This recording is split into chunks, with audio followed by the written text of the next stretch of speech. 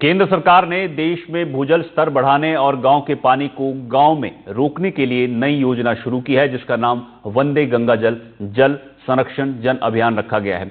इस योजना के तहत सरकारी योजनाओं और जन सहयोग से विभिन्न पंचायतों और शहरी क्षेत्र में एनीकटों और चेक डैम का निर्माण कर बरसाती पानी को रोकने का प्रयास किया जा रहा है।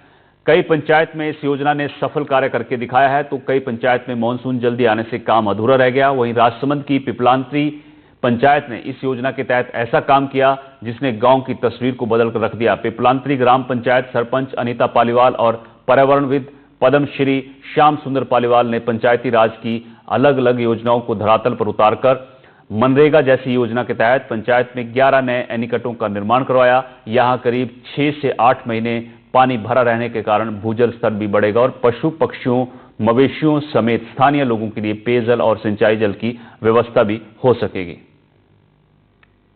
तो उस एरिया का पूरी तरह पानी सूख गया और विभिन्न समय पर हमने सरकार की विभिन्न योजनाओं को जन सहभागिता से जोड़कर पिपलांत्री में बहुत बड़े स्तर पर काम किया है। सबसे पहले अकाल राहत काम के बदले अनाज, अकाल राहत, फिर ये अपने महात्मा गांधी रोजगार गारंटी योजना, वाटर सेट, मुख्यमंत्री जल स्वावलंबन अभियान में बहुत अच्छे काम हुए।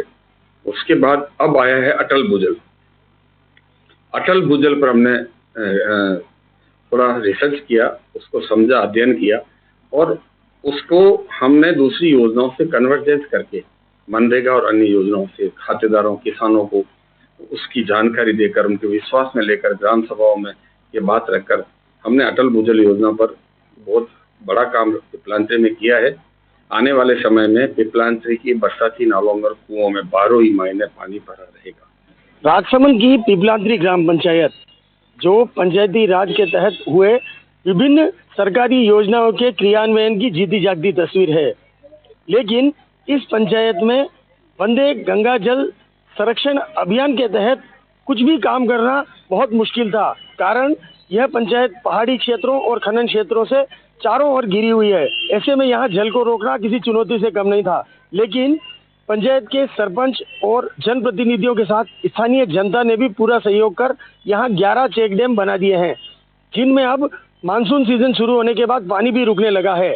और अगर लगातार इनका क्रियान्वयन जारी रहा तो अगले वर्ष तक पूरे सभी चेक डैम पानी से लबालब हो जाएंगे और भूजल स्तर भी जल्द बढ़ सकेगा।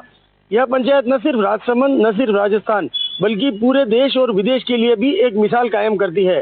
तरुण जोशी, एनडीटीवी न्यूज, राजसमंद। फिलहाल इस बुलेटिन में मेरे साथ